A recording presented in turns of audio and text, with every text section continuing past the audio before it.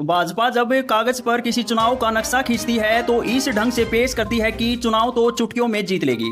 हरियाणा में आम आदमी पार्टी की चर्चित एंट्री, जेजेपी भीम आर्मी के चंद्रशेखर का समझौता, इनेलो और बसपा का गठबंधन, इन तीन चुनावी तस्वीरों के सामने आने पर राजनीतिक पंडित कांग्रेस के लिए इसे फंसा हुआ चुनाव मान रहे थे, लेकिन राहुल गांधी ने अकेले दम पर इस चुनाव का रुख बदल दिया है। राहुल ने फिर से भूपेंद्र सिंह हुड्डा और कुमारी सैलजा का हाथ मिलवा दिया है। परेशान भाजपा अब मोदी को हरियाणा में अपने प्रभाव वाले क्षेत्रों में फिर से उतारने जा रही है, लेकिन राहुल ने अपनी पूरी ताकत शुरू से नहीं लगाई, बल्कि जब आधा चुनाव प्रचार हो गया तो वो अपनी रणनीति के जरिए मैदान में आए। उससे पहले इस बात की खूब चर्चा हो रही थी कि राहुल हरियाणा क्यों नहीं आ रहे हैं। राहुल गांधी का अंबाला में रोड शो हो चुका है और जब उनकी कुरुक्षेत्र और यमुनानगर जिलों में यह यात्रा चुनावी सभाओं के साथ आगे बढ़ रही है तो लोग पुलों और घरों की छत पर खड़े होकर दूर से राहुल के समर्थन में नारे लगा रहे हैं। राहुल गांधी के साथ उनकी बहन और कांग्रेस महासचिव प्रियंका गांधी भी हैं, जो अंबाला से उनके साथ ही चल रही हैं।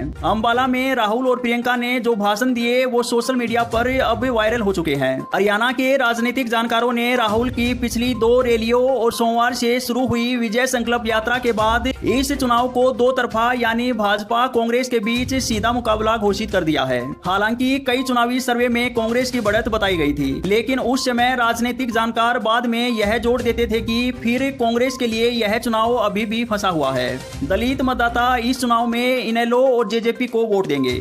आम आदमी पार्टी को मजबूती के साथ पेश किया जा रहा था। कांग्रेस की राजनीति पर बारीक नजर रखने वाले पत्रकार आदेश रावल ने सोमवार को कहा कि चुनाव नजदीक आ रहा है। हरियाणा में मुकाबला कांग्रेस और बीजेपी के बीच सिकुड़ता जा रहा है, यानी चुनाव अब 2 पार्टियों के बीच हो रहा है। यह बीजेपी के लिए चिंता का विषय है। बीजेपी ने बहुत कोशिश की कि चुनाव त्रिकोणीय हो, लेकिन इनेलो, जेजेपी, बसपा, आप और निर्दलीय नाकाम रहे। निर्दलियों की संख्या में भी पहले के मुकाबले गिरावट आ रही है। राहुल गांधी ने हरियाणा में फिर से अडानी का मुद्दा उछाला और कहा कि अडानी की सरकार नहीं बनने देंगे। कांग्रेस नेता ने कहा कि यह देखना जरूरी है कि गरीबों और आम लोगों की जेब में कितना पैसा जा रहा है और कितना बाहर आ रहा है। उन्होंने दावा किया कि कांग्रेस जहां किसानों, गरीबों और मजदूरों के हितों की रक्षा करती है, वहीं भाजपा बड़े उद्योगपतियों को लाभ पहुंचाती है। राहुल गांधी ने हरियाणा में सत्ता परिवर्तन का आह्वान करते हुए इसे पहला कदम बताया। उन्होंने कहा कि यहां बदलाव होगा, लेकिन जब दिल्ली में सरकार आएगी तो मैं जानना चाहता हूं कि गरीबों की जेब में कितना पैसा जा रहा है और उनकी जेब से कितना पैसा निकल रहा है। मैं इसे छोड़ने वाला नहीं हूं। राहुल गांधी ने यह भी दावा किया कि हरियाणा में चुनाव लड़ रहे छोटे दल भाजपा के प्रतिनिधि हैं और उनके द्वारा रिमोट से नियंत्रित होते हैं। उन्होंने कहा कि लड़ाई बीजेपी और कांग्रेस के बीच है। उन्होंने कहा कि यह विचारधारा की लड़ाई है। एक तरफ न्याय है, दूसरी तरफ अन्याय है। उन्होंने कहा कि मोदी हरियाणा में बड़े उद्योगपतियों का पक्ष ले रहे हैं। राहुल ने कहा कि यह मोदी जी की सरकार नहीं है, यह अडानी की सरकार है। हम हरियाणा में अडानी जी जैसे लोगों की सरकार नहीं बनने देंगे। हम हरियाणा में किसानों और गरीबों की सरकार चाहते हैं। प्रियंका गांधी ने भी भाजपा सरकार को उखाड़ फेंकने का आह्वान किया और सवाल किया कि राज्य को भाजपा प्रशासन से क्या मिला। उन्होंने बीजेपी पर महिलाओं, खिलाड़ियों और सैनिकों का अपमान करने का भी आरोप लगाया।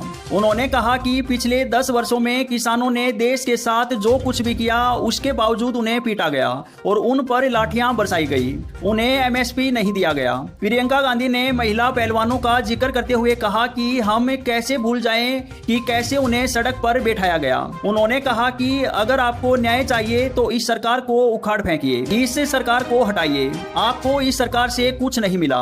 संविधान ने आपको सम्मान दिया, संविधान ने आपको अधिकार दिए हैं। आप उन्हें बदल दीजिए जो संविधान बदलने की बात करते हैं। राहुल गांधी ने हरियाणा में पिछले दिनों पहली रैली असंध में की थी। यह सैलजा के प्रभाव वाला क्षेत्र है। असंध में रैली के स्टेज पर राहुल ने अपने अगल बगल सैलजा और हुड्डा को बैठाया। राहुल गांधी ने सोमवार को अंबाला में यही चीज दोहराई, लेकिन अंबाला में जब सब लोग एकजुटता के लिए खड़े हुए तो उन्होंने अपने हाथों से दोनों के हाथ मिलवाए। दरअसल सैलजा टिकट वितरण से नाराज थी, लेकिन जैसे ही राहुल गांधी का दौरा शुरू हुआ तो उन्होंने भी कांग्रेस के लिए प्रचार शुरू कर दिया। इसे राहुल गांधी की अच्छी पहल माना जा रहा है। हरियाणा आलाकमान के सामने प्रदेश भाजपा ने पैनिक बटन दबा दिया है। अब पीएम मोदी की रैलियां इन 3 दिनों में कराने की रणनीति बनाई गई है।